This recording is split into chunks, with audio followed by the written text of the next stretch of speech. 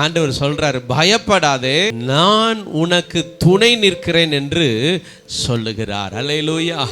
பாருங்க, ஆண்டவர் சொல்லுகிற வார்த்தைகள் நம்முடைய வாழ்க்கையை மாற்றுகிற வார்த்தைகளாய் இருக்கிறது. இந்த வசனத்தை 3 பகுதியா பிரிக்கலாம். முதல்ல இந்த வார்த்தையை சொல்றது யாரு அப்படிங்கிறத நம்ம பார்க்கணும்.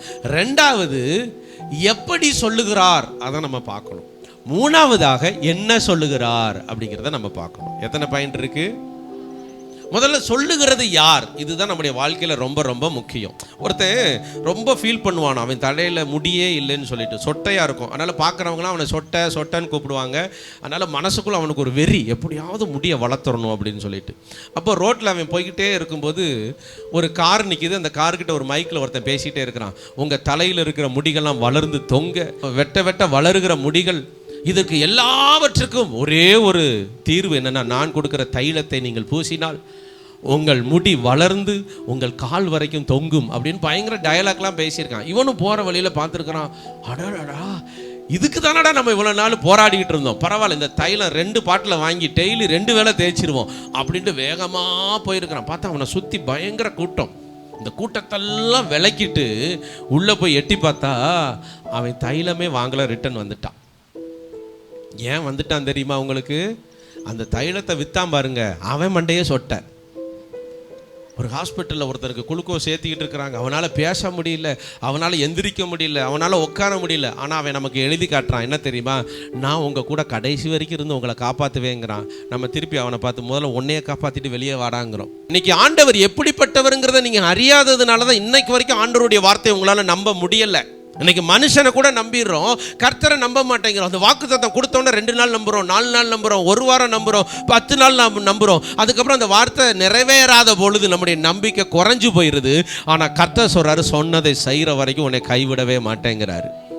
எனக்குள்ள நீங்கள் நிலைத்திருக்கணும், நீ காத்திருக்கணும்.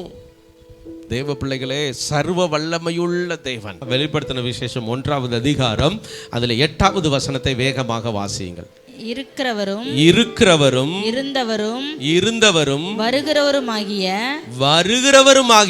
சர்வ வல்லமையுள்ள கர்த்தர். இப்போ நம்ம பாஸ்டர் ஐயா ஒரு காலத்துல நம்ம கூட, இப்போ ஒரு காலத்துல இருந்தாரு, சரிங்களா? ஆனா இப்போ நல்லா புரியுதா? பாஸ்டர் ஐயா இருந்தாரா இல்லையா? என்ன சந்தேகம் அதுல உங்களுக்கு? இருந்தாரு, ஆனா இன்னைக்கு இல்ல. ஆனா ஆண்டவர் நமக்கு என்ன சொல்றாருன்னா, நான் இருந்தவரும் இருக்கிறவரும், அல்லேலூயா, என்னைக்குமே உன் கூடவே இருப்பேங்கிறாரு. இந்த வார்த்தையை சொன்னது யாராம்? சர்வ வல்லமையுள்ள தேவன். அல்லேலூயா. இந்த கால வேளையிலையும் இந்த இடத்துல நின்று பிரசங்கம் பண்றது ஆசீர் கிடையாது, நல்லா புரிஞ்சுக்கோங்க. சர்வ வல்லமையுள்ள தேவன் நான் உன்னை ஆசீர்வதிப்பேன்னு சொல்வார். அல்லேலூயா. நான் சர்வ வல்லமையுள்ள தேவன்பா, என்னால் எல்லாத்தையும் கொடுக்க முடியும், உன் குடும்ப சூழ்நிலைகளை மாற்ற முடியும், முடிஞ்சு போன வாழ்க்கையை துவக்க முடியும். நான் தான் இந்த உலகத்தை உண்டாக்கினவர், நான் தான் துவக்கமும் நான் தான் முடிவும், ஆதியும் அந்தமும் அல்பாவும் உமேகாவுமா இருக்கிறேன் என்று சொன்ன தேவன் தான் உங்களை பார்த்து சொல்றாரு, நீ எனக்கு முன்பாக நடந்து கொண்டு உத்தமனாயிரு. அப்போ இந்த வார்த்தையை, இந்த வாக்குத்தத்தத்தை சொல்ற தேவன் சாதாரண தேவன் அல்ல. அவர் யாரு? அப்போ முதல்ல யார் சொல்றாங்கிறத இன்னைக்கு தெரிஞ்சுக்கிட்டீங்கல்ல. சாதாரண பக்கத்து வீட்டுக்காரன் பேசணும்னு எவ்வளோ அப்செட் ஆகுறீங்க, எவனோ ஒருத்தன் ஃபோனில் பேசணும்னு மனசு உடஞ்சி போறீங்க. ஆனால் கர்த்தர் பேசணும்னு எவ்வளோ சந்தோஷமாகணும். உங்கள் முகத்துலலாம் நேரம் சிரிப்பு வந்திருக்க வேணாமா? நீர் சொல்லும், நான் கேட்கிறேன். ரொம்ப கவலையாக இருக்கீங்க, சந்தோஷமாக கேளுங்க. ஏன்னா சர்வ வல்லமையுள்ள தேவன் பேசுகிறார்ல உங்களை பார்த்து. அல்லேலூயா. உங்கள் முதலாளி உங்களை பார்த்து பேசிட்டா உங்களுக்குள்ள எவ்வளோ சந்தோஷம். இத்தனை நாள் என்கிட்ட பேசினதே இல்லை, இன்னைக்கு வந்துட்டு எப்படிப்பா நல்லா இருக்கியான்னு கேட்டால் ரொம்ப மகிழ்ச்சி, எனக்கு ஒரு 100 ரூபா கொடுத்தா ரொம்ப சந்தோஷம். அப்போ அந்த முதலாளியை விட வல்லமையான தேவன். இன்னைக்கு முதலாளி இருப்பார், அடுத்த மாதம் இருக்க மாட்டாருங்க. ஆனால் தேவன் இருக்கிறவராகவே இருக்கிறேன் என்று சொல்லியிருக்கிறார். எல்லாரும் உங்களை கைவிட்டாலும் அவர் உங்களை கைவிடவே மாட்டார். அப்படிப்பட்ட தேவன் தான் எப்படி சொல்லுகிறார் என்பதை நாம் இப்பொழுது பார்க்க போறோம். வலது கையை பிடித்து பயப்படாதேங்கிறார். திடீர்னு எனக்கு அக்கீரா ஃபோன் பண்ணுறா வீட்டில் இருந்து. எப்படி ஃபோன் பண்ணுறா தெரியுமா? பாஸ்டர் மாமா எனக்கு ரொம்ப பயமாக இருக்குது, வீட்டுக்குள்ளே ஒரே இருட்டாக இருக்குன்னு ஃபோன் பண்ணுறா. நான் சொல்கிறேன், பயப்படாத. எங்கேருந்து சொல்கிறேன்?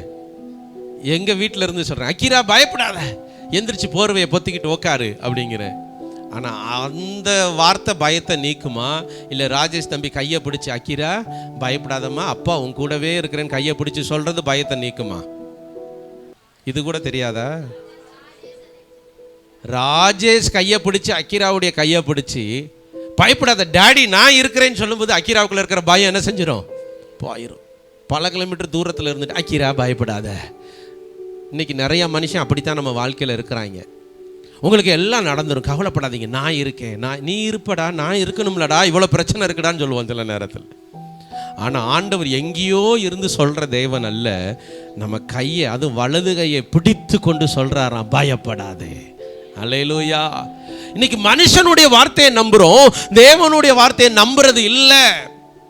ஏன்னா மனுஷன் நமக்கு முன்னாடி நின்று சொல்றான், இப்படி செஞ்சிருவானே, உங்களை இப்படி மாத்திருவானே, உங்க சூழ்நிலை இப்படி கொண்டு வந்துருவானே அவன் சொல்லுவான். ஆனா அவனால முடியாது. ஆனா நம்முடைய கரத்தை பிடித்து ஆண்டவர் சொல்றாரு, நீ பயப்படாதே. உங்கள் 15வது வயசில் உங்களை கைவிடலை, உங்களுடைய 20வது வயசில் கர்த்தர் கைவிடலை. உங்கள் திருமண நாட்களில் நீங்கள் பட்ட வேதனையிலிருந்து கர்த்தர் உங்களை இன்றைக்கி காப்பாற்றி வந்திருக்கிறாரு. பிள்ளையை பெற்றெடுக்கிற நாட்களில் நீங்கள் எவ்வளோ வேதனைப்பட்டிருப்பீங்க, குடும்பத்தை நடத்துறதுக்கு எத்தனை நாட்கள் நீங்கள் கண்ணீர் வடிச்சிருப்பீங்க. நம்ம பால்சாமி ஐயா சொல்வார், உயிரே ஆபத்தில் இருக்கிற இடத்துலலாம் போய் நான் வேலை செஞ்சேங்கிறாரு. அதெல்லாம் தாண்டி வர செய்தவர் யார் தெரியுமா? வலது கையை பிடித்திருக்கிற கர்த்தர். கரங்களை தட்டி கர்த்தரை மகிமைப்படுத்துங்க. அல்லேலூயா. அந்த வலது கையை பிடித்திருக்கிற கர்த்தர் நம்ம கூட இருந்ததுனால தான் இந்த 2024 பிப்ரவரியில் வந்து உட்கார்ந்து இருக்கிறோம். இன்னைக்கு நம்முடைய வாழ்க்கையில் நிறைய பயங்கள் இருக்கா இல்லையா? என்னங்க என்னைய பார்த்தா பயப்படுறிய? உங்க வாழ்க்கையில் பயங்கள் இருக்கா இல்லையா? இருக்குது பாஸ்டர். ஏதோ வந்துட்டேன், அடுத்த மாதம் தேவைக்கு நான் என்ன செய்யறது பாஸ்டர்? இந்த பிஸ்னஸை தொடங்கிட்டேன், என்ன பண்ணுறது? இந்த வேலைக்கு போய் சேர்ந்துட்டு இந்த சம்பளம் பத்தாதே, இந்த பிள்ளைகளுக்கு ஃபீஸ் கட்ட கூட பத்தாதே. பயங்கள் இருந்துக்கிட்டே இருக்குது.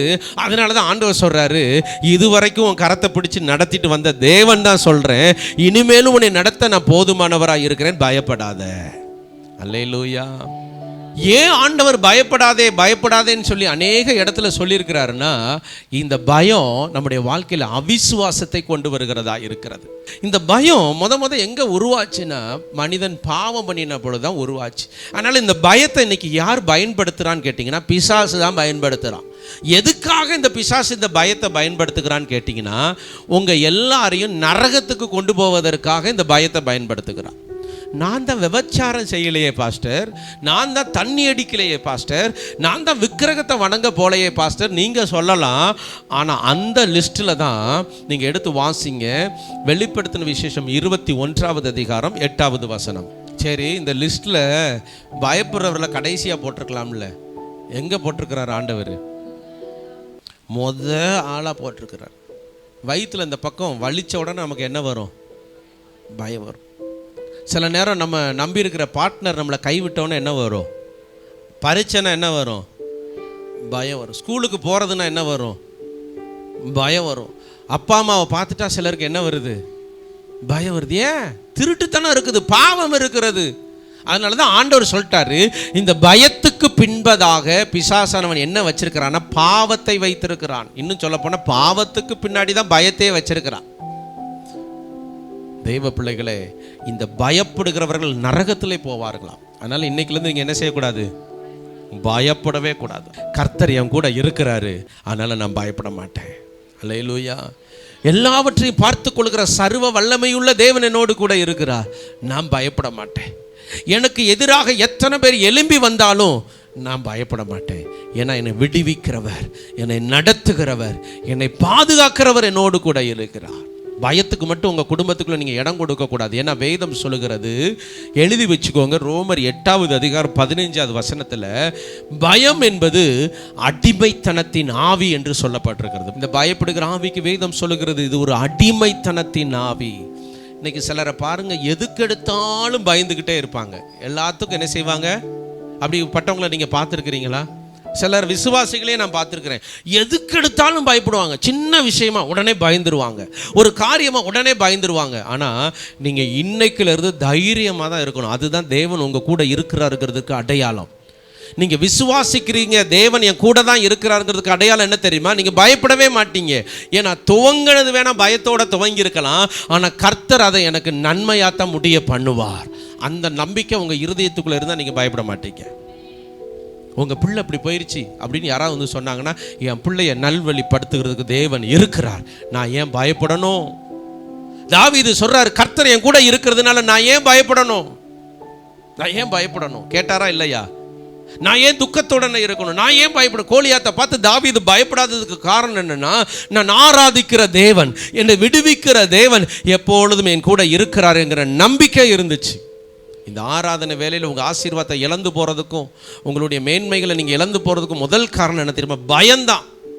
தேவையில்லாததுக்கெல்லாம் நம்ம பயப்படுறோம். நீங்கள் என்றைக்குமே நீதியாக இருங்க, உண்மையாக இருங்க, யாருக்குமே பயப்படாதீங்க. ஆபிரகாமை பார்த்து பயப்படாதேன்னு சொன்னவர் அடுத்து ஆகாரை பார்த்து பயப்படாதேன்னு சொன்னார். எங்கே வச்சு தெரியுமா? வனாந்தரத்துக்குள்ளே பார்த்து சொல்கிறார். இவ பிள்ளையின் சத்தத்தை நான் கேட்க மாட்டேன், என் பிள்ளை சாக போகுதுன்னு சொல்லி தூரமாக ஓடிட்டான். ஆனால் ஆதியாகமம் 21:17 சொல்லப்பட்டது, கர்த்தர் பிள்ளையின் சத்தத்தை கேட்டார். அந்த பெத்த தாயால கூட தன்னுடைய பிள்ளையுடைய சத்தத்தை கேட்க முடியாம தூரமா ஓடி போனா, ஆனா கர்த்தர் அந்த துயர சத்தத்தை கேட்டுட்டு சொல்றார், ஆகாரே பயப்படாத, உன்னுடைய பிள்ளைய பெரிய சந்ததியாய் மாற்றுவேன். பிள்ளை சாக போது நீ பயப்படுறியா? நான் சொல்றேன், அந்த பிள்ளையத்தான் பெரிய சந்ததியாய் மாற்ற போகிறேன். இன்னைக்கு நீங்க எதெல்லாம் குறித்து பயப்படுறீங்களோ அதெல்லாம் கர்த்தர் சொல்றார், அதை குறித்து நீ பயப்படாத, அதுதான் அற்புதங்களாக உனக்கு மாறப்போகிறது. குடும்ப சூழ்நிலையை குறித்து நீ பயப்படாத, குடும்ப சூழ்நிலையை பார்த்து பயப்படாத, உன் குடும்பத்துக்குள்ள அற்புதம் நடக்க போகிறது.